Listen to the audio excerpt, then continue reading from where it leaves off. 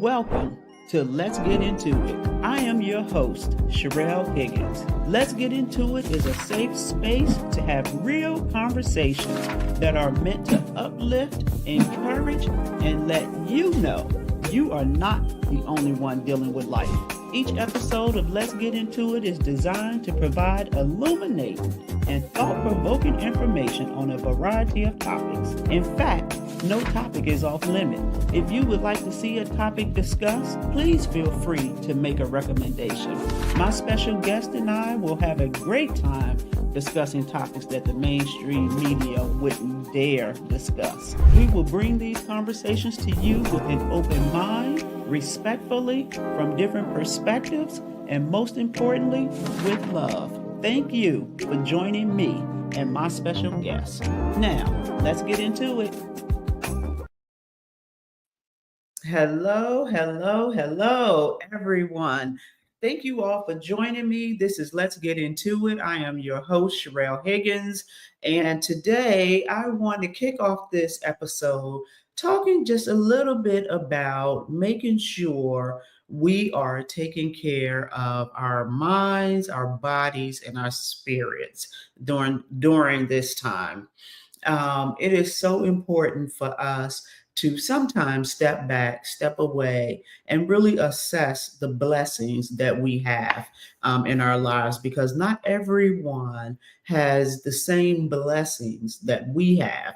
And in order for us to be able to fully appreciate the blessings, it is important for us to really take care of ourselves. And sometimes that means we have to step away from people. Sometimes it means we have to step away from things. Sometimes it means we have to really reach out in our communities and see how we can help others so that we can even appreciate more what we do have and not complain about the things that we don't have. It is just so important that we move in that direction. And so today, what I wanted to talk about is a nonprofit called Emerald City. And my guest is having some technical difficulties. And so I am waiting for them to let me know when they're in the waiting room. And then I am going to bring on my guest.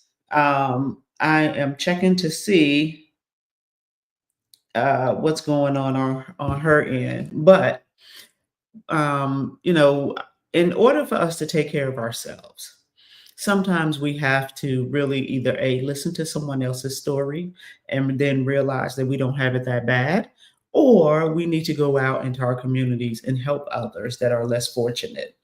And so this is a conversation that is needed, particularly in this political climate that we live in. And I am praying that people will not end up in this particular situation that we're going to talk about today due to the recklessness of the administration. And so again, my guest is having some technical difficulties. Of course, when we did the trial run, it went right through, no problems. And so, sometimes you got to pivot, right? And so we are in a pivoting season. And so we are going to make this work, and we are going to get to the information when my guests come on board.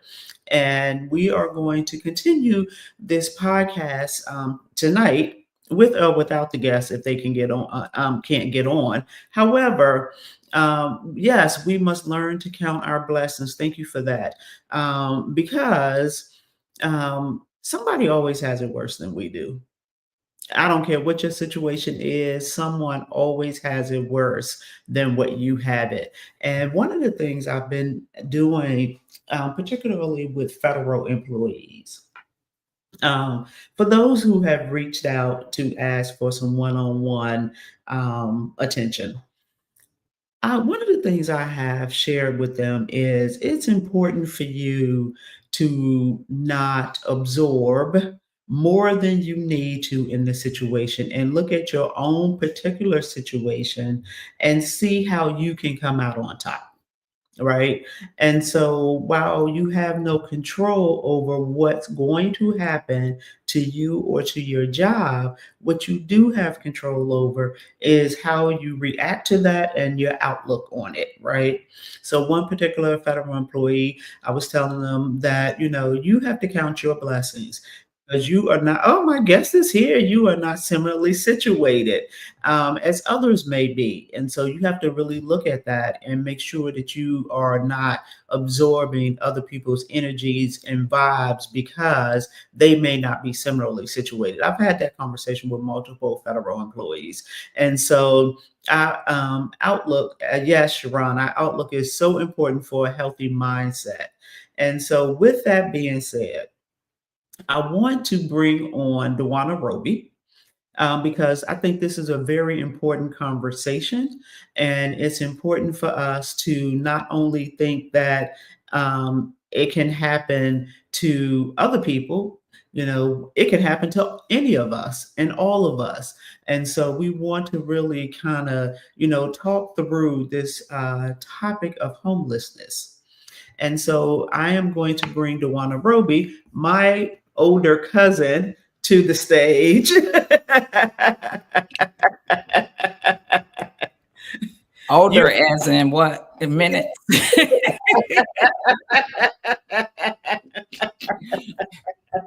Yes. Hi. Hi. Thank you. Welcome. Welcome. So Dewana, let's talk about Emerald City. First, how did you come up with that name? Well, Emerald City was birthed. Let me go back to the purpose of Emerald City, and then the name came later. I'm a Sunday school teacher. So I was teaching in Luke in my Sunday school class, and it said, go out into the world and compel our people to come in through love. And at this point, I wasn't really familiar with homelessness in the city of Chicago. And a friend of mine directed me to Laura Wacker. She was like, it's a lot of homeless people down there. You should go and see them. And so I went, and I was like totally mesmerized by what I saw and shocked at the same time. Mm-hmm. So that was the initial birth of Emerald City. It came out of a scripture in my Sunday school class, and it was named Emerald City because everybody has a dream. Everybody's trying to get somewhere. And if you remember the Wizard of Oz, Dorothy, the Scarecrow, the Cowardly Lion, they all had a purpose to get to Emerald City. And they felt like once they arrived to Emerald City, that all of their dreams would come true. So Emerald City is where we bring a dream to you. Oh, well, basically what happens is, and that's what, we started doing the having Thanksgiving on the streets of Lower Riker Drive. We started bringing them new clothing, new items to bring some of their dreams, to fruition. Because what happened is, just like when you get something new, it make you feel good. When you go buy those shoes, them new shoes or that new outfit that you look good in, you know what I'm talking about? You feel good about that, right? Right. So my purpose in doing what I was doing for them is to make them feel valued, to make them feel good about themselves. I didn't necessarily want to give them things that was used that you didn't want anymore. Because if you don't want it, don't nobody else want it. So I wanted to give them items that made them feel good and feel some worth about themselves. So Emerald City was birthed from a scripture in my Sunday school class. And the name Emerald City came from the Wizard of Oz. So I kind of intertwined those two to make people feel like, I'm going to Oz. So we bring an Oz to you. So that's how Emerald City came about. Okay. And so what's the overall mission for Emerald City? So initially, our mission and our purpose kind of crossed. The more I was out there, so I just wanted to feed people. Initially, I just wanted to give them food and keep going. But they arrested me spiritually. I wanted to engage with them. I wanted to get to know their names. I wanted to have a conversation with them. I wanted to hug them.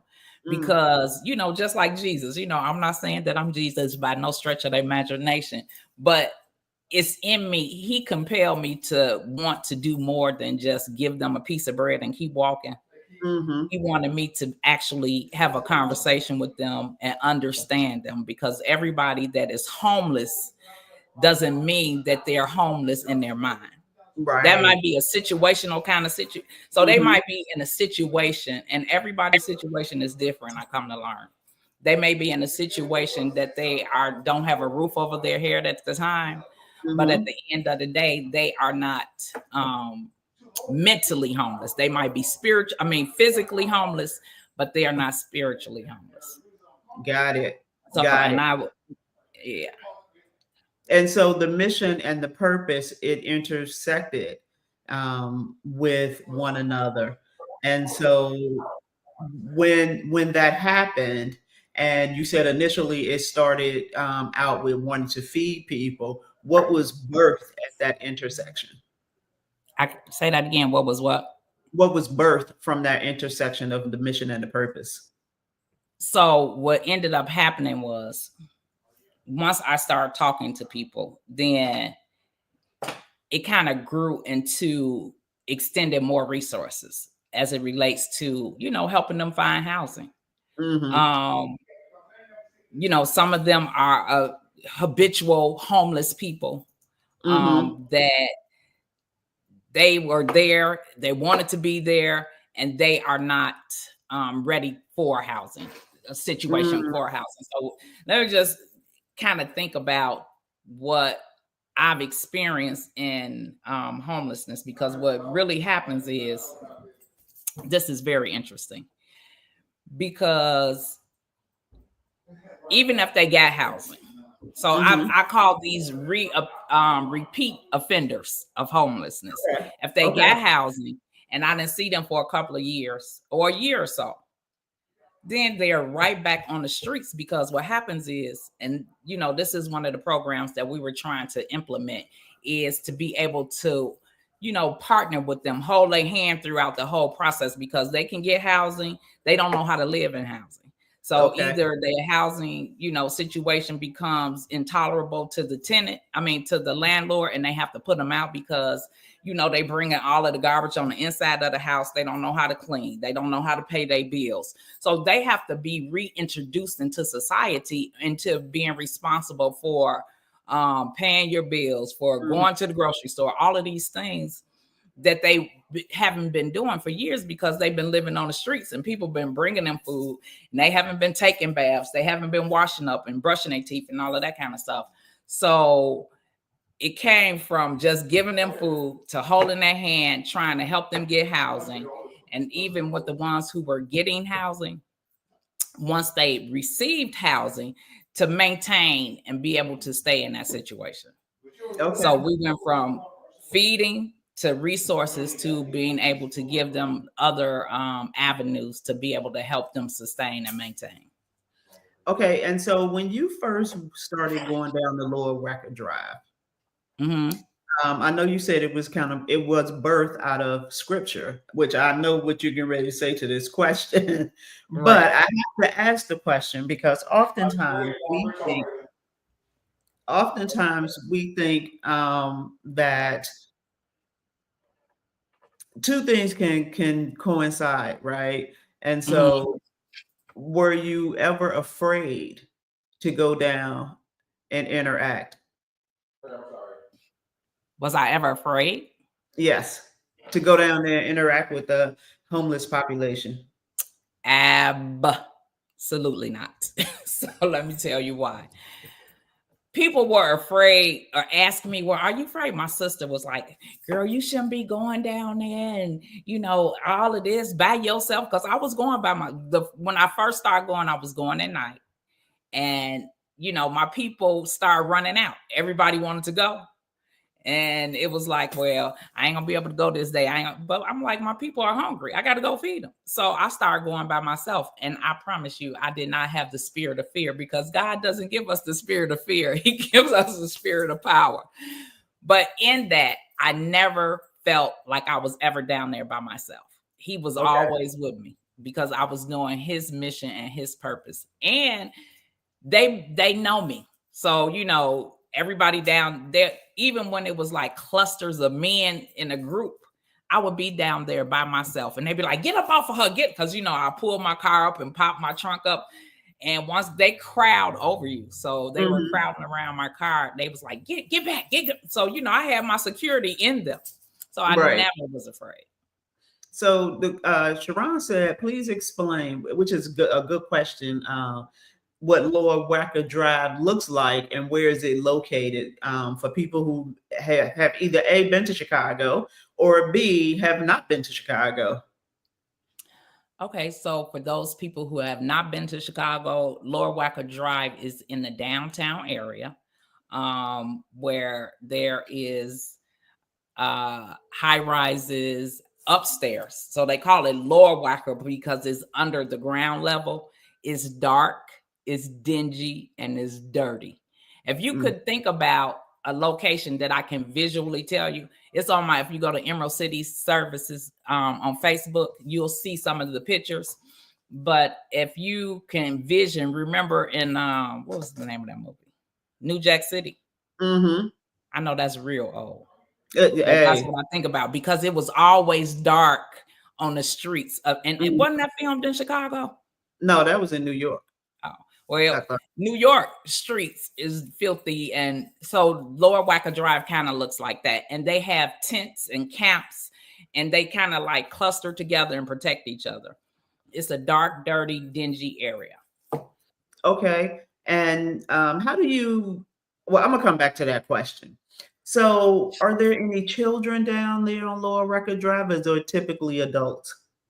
Only adults. I have not seen. Well, so when we go down and we set up camp, basically. When we go down there and set up camp, so I kind of, have incentives for my homeless people, because they are not just on Lower Wacker Drive. They are everywhere in the city of Chicago. So I have a group of people who I'll give some flyers to, because I don't want to go around to all of the locations. I want them to come to us. That's the incentive. If you bring this card back, everybody's going to get $1 for the card that they bring back. Okay. So that's incentive. And I put my initials on this because, they try and copy it and all this kind of stuff. Right. I put my initials on it, and that's the incentive for them to bring the card back to be able to get a gift card. So you may even get cash. So, but at the end of the day, those are areas where we kind of like give them a job for the day, basically. Okay. So they'll come, and then they'll come to the area where we're at, and we serve them. We give them food, we give them clothing, shoes, and some of the needs, even bus cards. And so what is something interesting that you've learned about that population of people that most people would not know? Wow, that's a good question, because it's interesting. I've experienced educated people. I've experienced uneducated people. I've experienced people who are down there due to mental illness. I've experienced people who are down there by choice. I've experienced people who are down there because of drugs. So it's a plethora of reasons why we can be homeless. But the other thing is, now this is going to be interesting, because I think homelessness is a mindset. Because you could have a roof over your head and you could still be homeless in your mind. So where they can be on the streets of Lower Wacker Drive and be comfortable. I met this guy. He had just recently got out of jail. And he was clean cut. His hair was cut. He was clean. He had his little cooler to keep his food in, because, rodents are down there, to keep the rats from getting to his food. And he wasn't going to take, and this is what I can appreciate about a lot of homeless people. They're not going to take as much as they can use. So if I only could eat one sandwich, I only want one sandwich. I'm not going to hoard and take 15 for later because you have nowhere to store it. So he had just recently got out of jail. And I asked him, I would try to conversate with everybody I come in contact with. He had just recently gotten out of jail. And I asked him why he was down there. and he said he was tired of being in the four walls. He Mm. felt free. Okay. So he was free on the streets of Chicago, but at the same time, he had a job. So, I mean, people think about a homeless person as a worthless person. They don't have nothing, they ain't doing nothing, they ain't trying to do nothing. And that's so very untrue. Some people are homeless by choice, and some are homeless by situation. So he was homeless by choice because he could have went to, typically when you get out of jail, I don't know about any other city, but in the city of Chicago, they'll give you like a housing situation where you have to, like a probationary period. You have to stay, and that's a choice. You don't have to stay there, but you can stay there until you get on your feet. He chose to sleep on the streets of Chicago until he got on his feet. Oh, wow. So I don't think that necessarily it's a choice to be homeless, but it's a choice to stay homeless. Okay. And then when I think for drug addicts, that's another whole ballpark, because because we have programs. I mean, I have partnered with the things that I've seen is sad, because I've actually seen people with needles in their neck. Not now. I mean, I've seen a lot. It's a ministry called the Night Ministry. And they was talking to me one night. We were down there and they was like, well, we're going to give you this drug. So if you see them getting ready to OD, you just give it to them or you stick it to them. I'm like, I'm not going to be able to do that. So it was like, well, it's a matter of life and death. And I just prayed, Lord, please don't let me be in that situation where I have to do that, because I would probably freak out.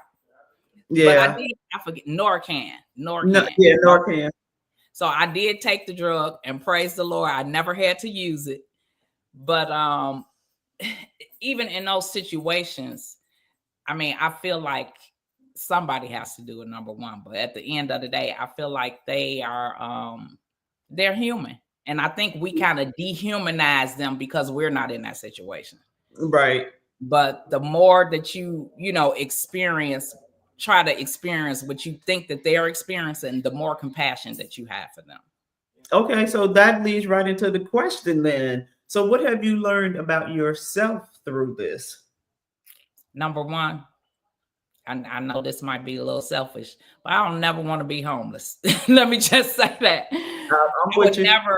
It's just like when you learn that the fire is hot, you never put yourself in a situation that you might have to be homeless. I've also learned that homeless people want to be loved too. And I think for me, I look at them the same way Christ looked at us. We all messed up. We all jacked up. And if he can look at us like that, we can look at them the same way and extend love. I mean, I never felt like, they were too dirty for me to hug. I never felt like I couldn't touch them. And, after I leave, I just go put my hand sanitizer on, wash, so at the end of the day, I don't want them to feel any fear about me connecting with them. Okay. Because you never know. I mean, we're just all a step away from being homeless, especially in this economy with your president. Hell yeah. That was part of my kickoff. Talking about y'all president. So how do you take care of your emotional and mental health in this line of work? Because I can imagine that after a while it gets, gets heavy. Well, let me just say this. If anybody has ever experienced social workers who work with the community and public service workers, they are the meanest people in the world. The way that, and I've seen them talk to them down or, just reject them, because I know you could get a lot more with honey than you can with vinegar. And a gentle conversation is way better than a harsh one. So for me, initially I couldn't sleep so I've been since 2009, I've been going to Lower Wacker Drive, extending love to homelessness. I mean, today I have one particular person that I have her come to the church and wash tablecloths, and I pay her. So, I try to give them things to do where they can earn some money. But at the end of the day, initially when I went down there and this was new to me, I was grieved. I couldn't sleep. When it got cold outside, No, we gonna I talk took about that. everything out of my house and gave it to them. I took my kids' coats, the blankets, everything that I could think of. I'm like, you only need one coat. They don't have nothing. So it was a burden that God had given me that I could not rest until I did something about it. So now, today, I don't have that same burden because I'm actively involved. I'm doing something and I'm not as bothered the way I was then. And we have more resources. Now they're trying to get a lot of homeless people off the streets. Mm-hmm. It may be a temporary situation, but like I was saying, some people want to be homeless because they have more control and power over their situation, Mm-hmm. opposed to being dictated what they can do and what they can't do. And people just don't want to follow the rules. I understand that piece of it too. And there's always a higher authority in every situation. But they feel like they can kind of control their narrative being on the streets of Chicago. When I was working many years ago, I was doing a job fair for homeless veterans. And I met this lady, and she and I started talking. And she started telling me about her situation. And she was saying that I will never forget this lady. She was saying that she was homeless by choice. Just by what you're saying is she don't want to be responsible for nothing. She said, she had kids and her kids has tried to get her to come live with them, but she don't want to be a burden to them. And so she had a car. And so she said she would live basically in her car, but she would never drive her car to the place where she hung out because she didn't want the other homeless people to know that she had a car.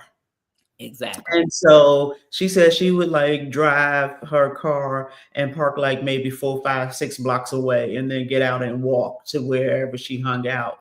And then the other thing that really stuck with me from this lady was she talked about, so I asked her, I said, well, how do you clean yourself? Because she was still at an age where she would have a menstrual cycle. So I was like, how do you clean yourself? And she said, what's the one place you can go to that's always clean? You can come and go prior, of course, this is way prior to COVID, but you can come and go as you please. It's always clean and you can clean yourself up and nobody will never ask you any questions. And I was like, and where is that? She said, the hospital. And so she said at night when she would leave where she would hang out, she would walk to her car and she would drive. And it was open 24/7, right? So she said she would drive her car to the hospital parking lot. She would sleep in the parking lot. And in the morning, she would get up and go inside the hospital and clean herself up and then go back to where, she would hang out. And I thought that was really interesting because a part of that is survival mode, right? Absolutely. And really being able to think through things and problem solve quickly.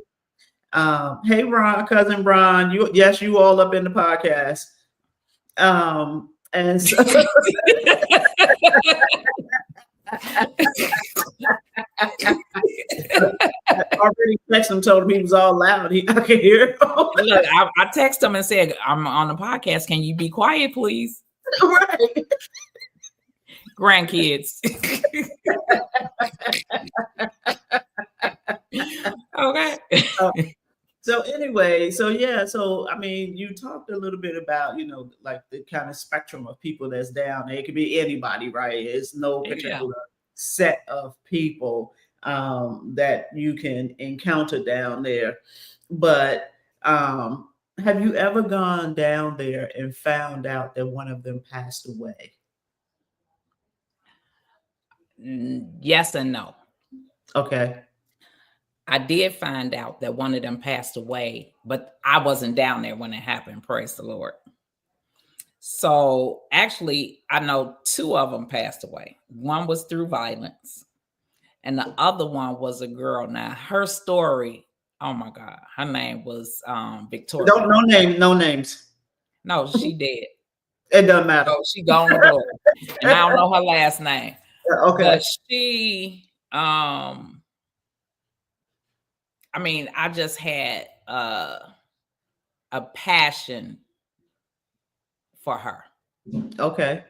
She told me her story, and she was down there because she actually saw her husband get killed.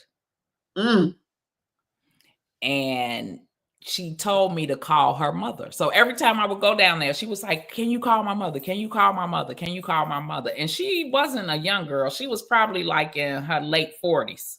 Okay. So I was like, okay, so I used to call her mother, and her mother told me the story. So this was not her mother, it was her mother-in-law.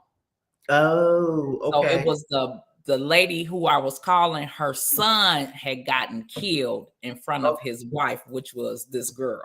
Okay. And she always used to ask me to call her. And when I called the mother, she used to say, "Is she okay?" And the guy that she was down there with. So eventually I was like, "Well, where is she? Where is she?" He was like, "She in the hospital." Come to find out she had cancer and she passed. Oh, wow.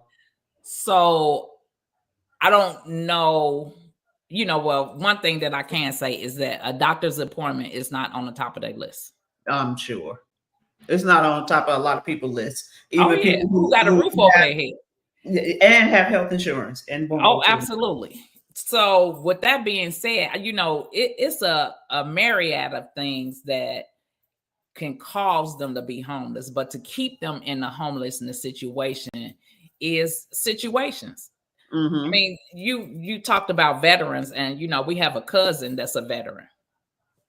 And I remember my first encounter with a veteran.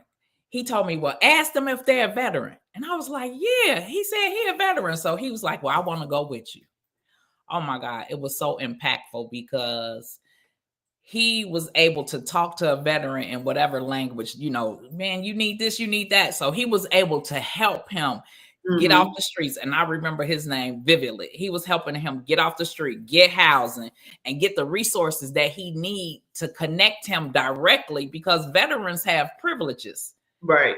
Just like, Christians have privileges with the Lord. You understand what I'm saying? So veterans have privileges. I don't think that's quite the same, but okay. Yeah, girl, look, I got an inside line. So okay. direct connect with God, okay?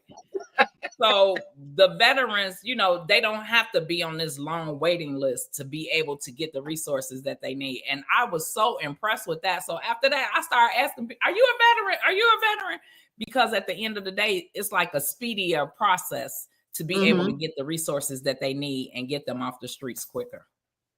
Okay. So let's talk about the brutal winters. And how in the world are people surviving out there? Are they going to shelters during the coldest days? How are they surviving out in those streets during most of the year when it's winter in Chicago? Well, I think before COVID, I think that I don't know how they survived in the winters of Chicago, to be honest. I know that they got more resources during COVID and after COVID, but pre-COVID, it was brutally cold. Even, we used to have those warming packs to give them, blankets. One thing that I've learned, if you got 3 people under a cover, body heat will help you stay warm. So they will be in those kind of clusters where, somebody is next to them. Or on Lower Wacker Drive, they had these big vents because it's a hotel on the upper Wacker Drive, Lower Wacker Drive. They'll have a vent where heat is coming out of it. So they will put their camp up against that wall where the heat is coming out. they was send like warming buses throughout on the brutal cold nights. The city of Chicago will send out some warming buses and let them get on a bus or come and pick them up. And if you go and pick them up, they really don't want to go. They don't want to leave their house because somebody might come and take their stuff. So, it's a lot of different reasons why they would rather stay out there on the cold than get warm. Or, typically it's a maybe about a 5-minute walk from Lower Wacker Drive to a shelter called Pacific Mission Garden, where anybody can come in and get warm. They turn nobody away. So, but some people wouldn't even walk there. So, I've seen people getting frostbitten, because of the cold temperature in Chicago. And after a while, they can't feel it. So on average, just give a guesstimate, how many people are you talking about that could be down there at, just on average? Ooh. Consistently, I would say maybe, it's hard. Let me just say hundreds. It could be because they're not just on Lower Wacker Drive. Right. They're on, on Lawrence, under any viaducts that you go under on the city of Chicago, you might see a tent or a blanket. And so hold on, let me stop right there because many people don't know that terminology. I learned being on the East Coast. Okay. So they call them overpasses, not viaducts. Okay. And so I just wanted to help my audience understand what a viaduct was because they don't use that terminology on the East Coast. It's an overpass. Yes, the overpass. So you're right. I was going to explain, but if they know what an overpass is, we call it viaducts. It's an overpass. So you might find people that, even up north, they had a governor. He's the representative of that little community. And, you go and you give everything to him and he distributes it to everybody that's under there. He keeps out the bad, because in most situations, everything is not going to be good. So you're going to get some people to come over there that shouldn't be there, to antagonize them, to do all of this. So he's like their protector. So they call him the governor of their little area. And, I go over there and I talk to him. And that's how I found out that he was the governor. So when I go up there, I just give him everything and he pass it out to everybody. And he helps anybody who comes over there. But for the most part, they try and keep each other's stuff clean. They try to make sure that nobody is taking their stuff, because in this particular area, they have both sides of the viaduct. So it might be one going east and one going west. And he, protects both sides of the viaduct. Okay. So you have to, I don't think that is nobody down there that's really by themselves. It has to be, it's a community. Okay. People protecting each other and people, watching your stuff while you go on security. Basically, I'm gonna keep your stuff safe. And when I come back, I need to go, fill out this application or use the bathroom or whatever. Now, one time I went down there and this was really disgusting. They had to go, those 5-gallon tubs, not tubs, barrels, like would you have paint in? So that was their toilet. So they would just sit on it and use it. It was disgusting. Wow. Yeah. But at least it wasn't on the ground.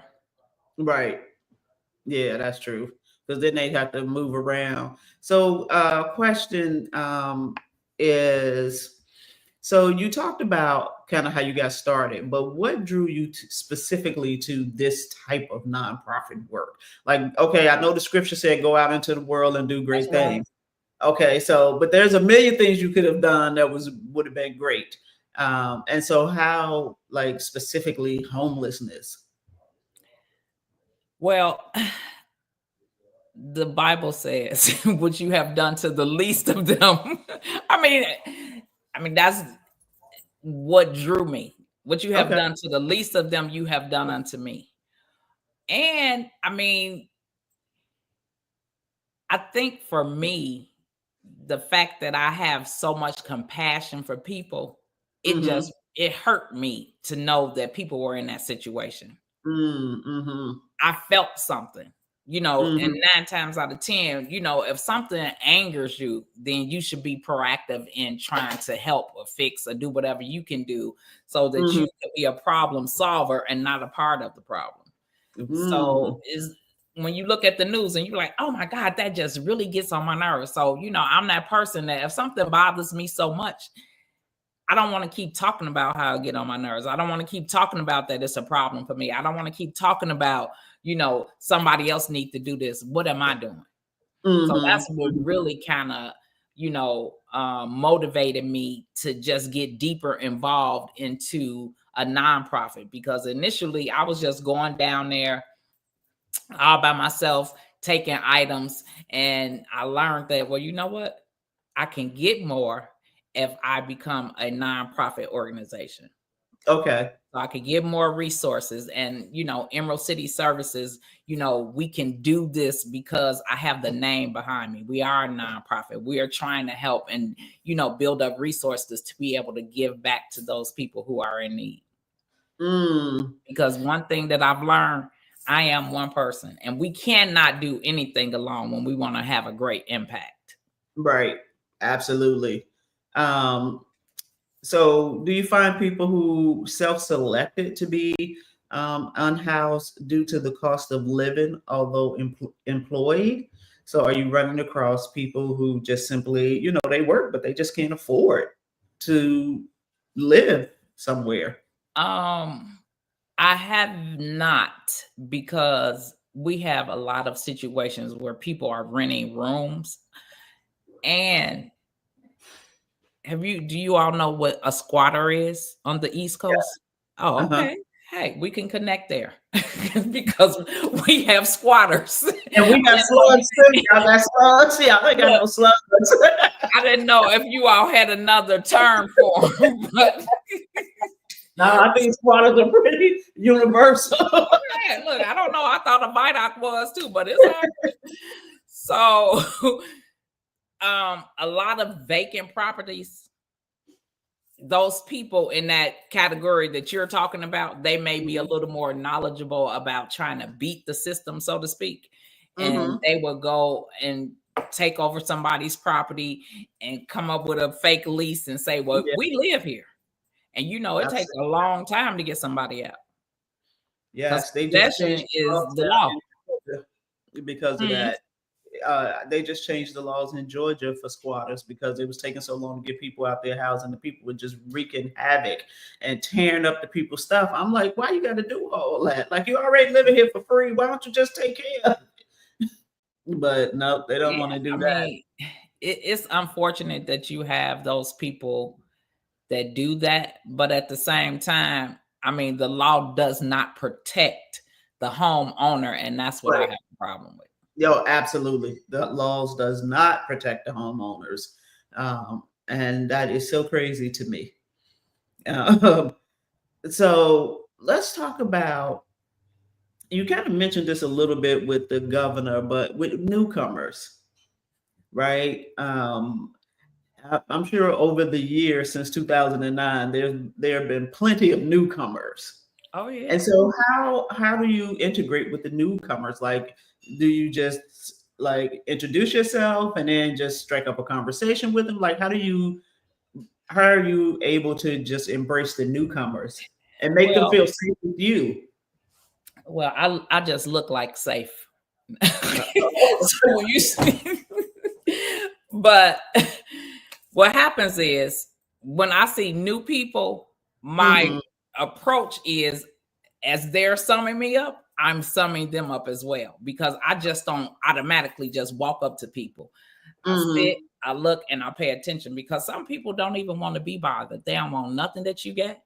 They don't want you to come near them, and they will let you know. And with those people, I just leave them alone. Mhm. And I might ask from my car, I don't walk up and approach anybody. I may ask from my car, can I get you anything? Do you want food? Do you want clothes? Do you want anything? And if they don't want nothing, I keep moving Mhm. because I do not want to disrespect anybody's space. Right. But for the most part, everybody else is welcoming because they want whatever I have to offer. But that's good. Because people's pride, Oh yeah. right, get in the way. And so with them I'm glad that there are nonprofits out there such as yourself that really doing God's work, right? Because if we don't take care of one another, then at some point when it's time for you to need to be taken care of, nobody Oh will yeah. take care of you. And so I know you weren't on when I kicked the show off, but I talked about looking at our blessings and talked about taking care of our body, mind, and spirits because anything can happen, and particularly during this administration, right? Any one of us could end up in a situation that wasn't on our bingo card. And so the way that blessings typically rain down on you is through your ability to be able to give to others. Right. And so it's important for us to really look at homelessness with compassion, Oh, absolutely. right? And look at it with understanding, and make sure that we are looking at it with care and kindness. Um, because some, like you said, some people are homeless through no fault of their own, Oh, and the way that these companies are failing to pay people a livable wage makes homelessness very realistic, mm-hmm. and for a lot of families. And so and a lot of families just don't have a lot of them don't have that support system, and some don't want to be in a support system situation, and Oh, so it kind of goes exactly. both ways. Say that again. I said exactly. You're right. They don't want to be in that situation. So, I mean, it's just like we could lead you to the water, but we can't make you drink it. Right. So I can't want it more than you want it for yourself. Hmm. Yeah, for sure. And that's in any situation, right? Absolutely.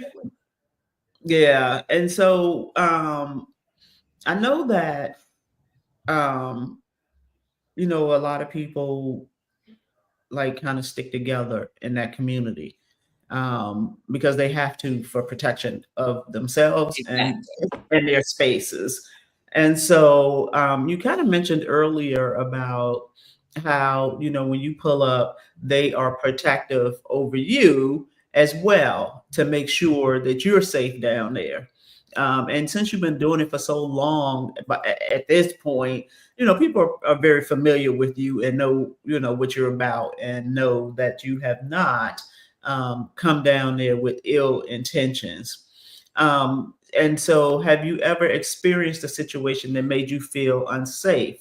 And if so, how did you handle it? I don't think I ever felt uncomfortable or unsafe, period. I mean, and Okay. that's amazing because I've taken people down there and they felt uncomfortable and I can feel it. You can feel fear. When Mm-hmm. somebody is fearful, just like a dog, he can tell when you're fearful and he's going to attack you. And I can tell when people are uncomfortable and fearful, and I try to, just kind of smooth it out. Mm-hmm. But for the most part, people are, first of all, people are people. So I Right. don't treat a homeless person any different than I would treat you. Mm-hmm. Other than I might tell you to give me your shoes. You know what I'm saying? So, but as it relates to the conversation, the care, the relationship, I laugh and joke with them. I pray with them. And, I try to be able to humanize their situation. Mhm. so that they don't feel like it's just an isolated, detachment from reality. Because at the end of the day, like I said, we're all just possibly a step away from being in that situation. Maybe not as bad, but we don't know what to experience, what our experience may be if that was to happen with us. But I Right. also wanted to add, I was saying earlier, this is something that you cannot do by yourself because it's Mhm. a lot of homeless people in the city of Chicago. So, I partner up with different entities, and my church is one of the entities that I partner up with because they have more resources. And, Right. we took 2 buses. Now, this is a part for me that if I was homeless, I don't know if I would allow somebody to take me from where I'm at to where they want me to go. Okay. And I had 2 bus loads full of people that we picked up. One bus went to Lower Wacker Drive and one was at Pacific Mission Garden. Those were our locations that I was going to pick them up at. And we had maybe about 75 people. Took them to our church, fed them. We got some barbers in the church to cut their hair. We had beauticians to do the women's hair. Gave them clothes, fed them, and everybody got a gift card. So this was like around in March of last year. So what happens is for me, like when you get your hair done, you got your nails done, you got some clothes, you then took a bath, you feel good. So when you feel good about yourself, your perspective is different.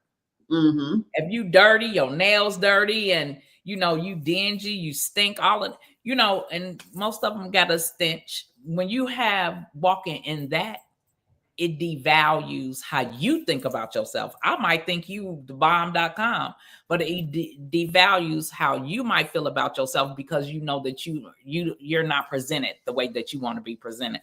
Take a shower, get your hair done, get your nail, and you feel good. So those are the things that that I couldn't do by myself. So I partnered with the church, and the church, we can cast a wider net opposed to one person just taking them something.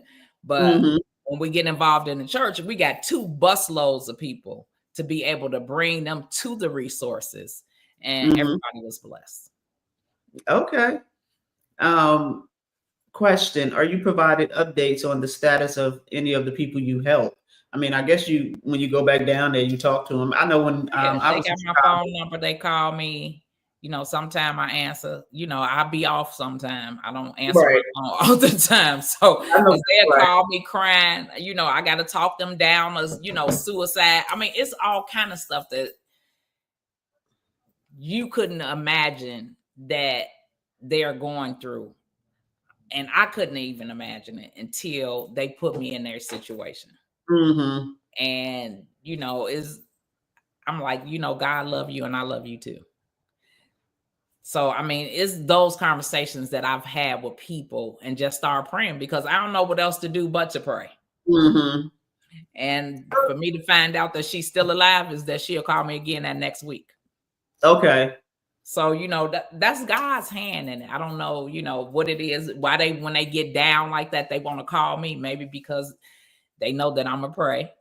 And 9 times out of 10 is at an hour that I'm not going down there. So maybe she just want a prayer. And for me to tell her that I love her, I don't know. But I give her whatever I can give her. Okay. So, go ahead. No, go ahead. It's people that I have long relationships with. Now, since 2009 and it's 2025, some of those same people are still down there. I'm sure. They're still down there. And that's their residence. They just move around because, we have like when Obama was president, they used to come and take all their stuff. I got to know the streets of sanitation people that take all their stuff and throw it in the garbage. I'm like, why y'all got to do that to them? Right.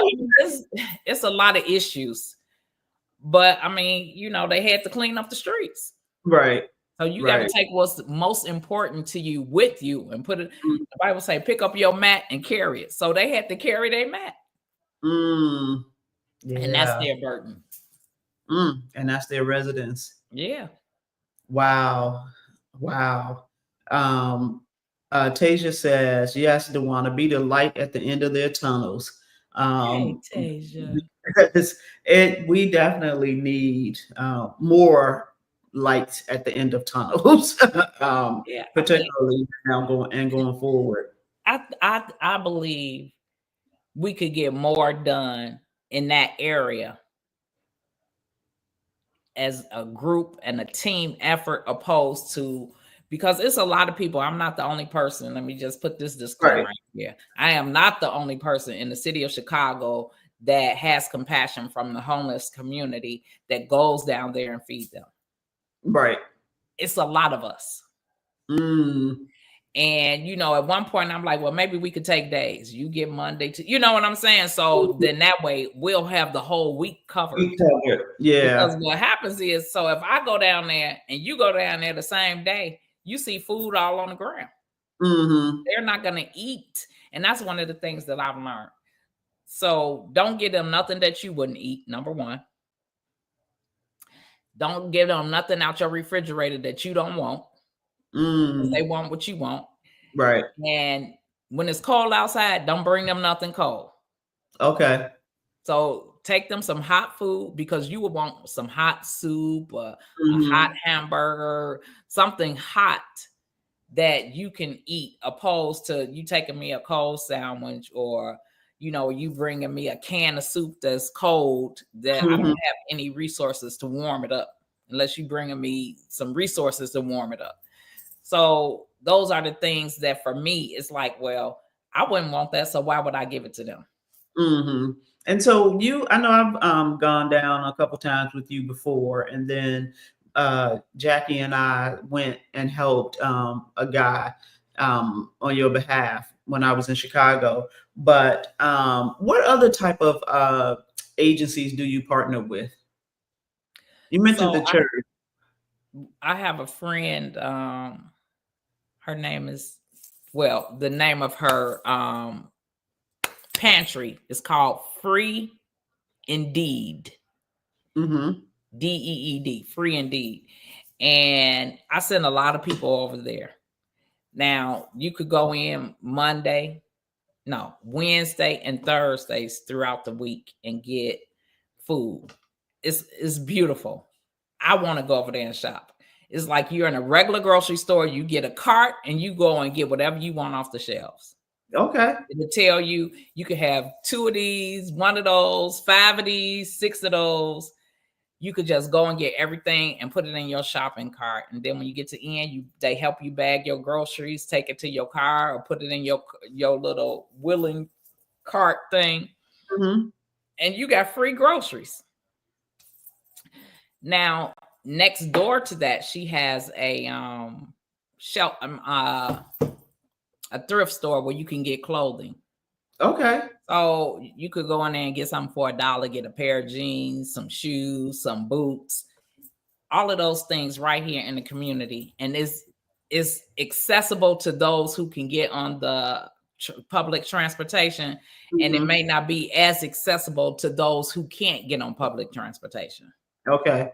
So I like to partner up with her. I send her people and we go back and forth. I go over there and, help her, do the intake and all of this. So, and then some of the people who she can't service, she might say, well, Dewana, this person needs this and that. So we kind of like interchange our resources.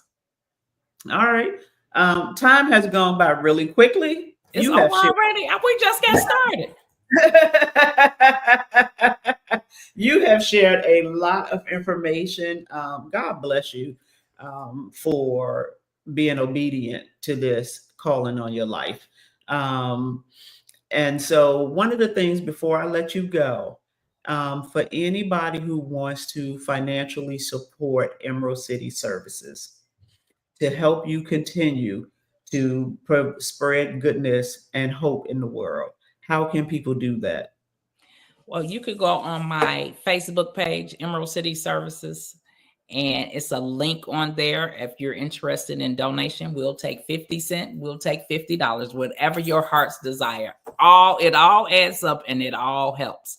Let me just say this one little piece too, because I forgot to say this. The other thing is, I don't know if anybody have ever experienced, they say, okay, well, donate to this cause and we're going to do X, Y, and Z. Those are one of the motivating factors that made me do Emerald City Services, because I wanted to do direct connect. I want to make sure that the people that I service got the resources that I had to give them. So I'm always involved in from my hand to your hand. Mm-hmm. So that means to me that I know for sure that I am helping you. Got it. And that makes sense. Yeah, absolutely. So, I know like in some places they'll go through the stuff and pick out what they want and then give the rest to the people in need. That's not good. That's not good. You could be rest assured that any donation that you give will directly connect with the person in need. Okay. All right. So again, Emerald City Services on Facebook. There's a link if you want to donate to the cause to help the homeless population in Chicago. They still trying to come up out of winter right now, so it's still a little chilly there. And so, people can always use new things. And as Duana said, make them feel better. So again, thank you for sharing this with us and giving us some inspiration and hopefully some motivation to go out and spread joy in the world and try to help somebody who's less fortunate than us. Absolutely. So do me a favor. I'm going to take you off the screen. I'm going to do my what the hell segment. And then I'm going to wrap this thing up.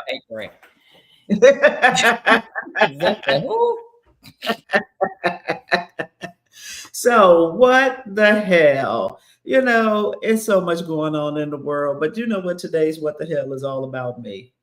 Yes, what the hell was I thinking? I went to Maryland today to drop off some stuff, and my husband, of course, had a great idea. Let's take our bikes. Now, I've been out riding a few times since the weather broke, but I've only done like 6 miles, 6.4 miles, trying to, get myself going.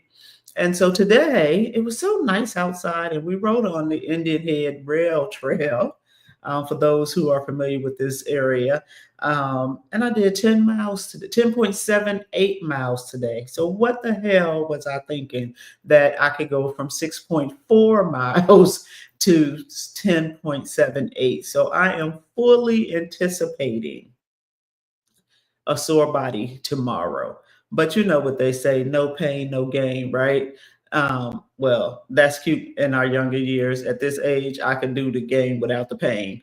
However, I really was asking myself, what the hell? Like, how much further am I going to go before it's time to turn around? What the hell is wrong with me? Why am I out here riding 10.78 miles at 11.7 miles per hour? So that means I was getting it. And so, but you got to take care of your mind, your body, and your spirit. And so today I definitely made sure that I took care of my body. Thank you all for joining me. I'll see you in 2 weeks with another special guest of mine. Enjoy your evening.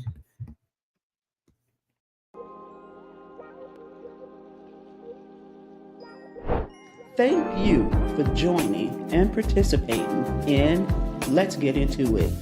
I want to thank my special guest for being brave enough to get into it. Without you, these conversations cannot happen. Remember, different viewpoints, respect, and love are the foundations of Let's Get Into It. If there's a topic you think I should discuss, drop me a recommendation. If you're interested in being my special guest, let me know, because we can and will get into it. Have a great day on purpose, and I look forward to your continued engagement and support as we get into it.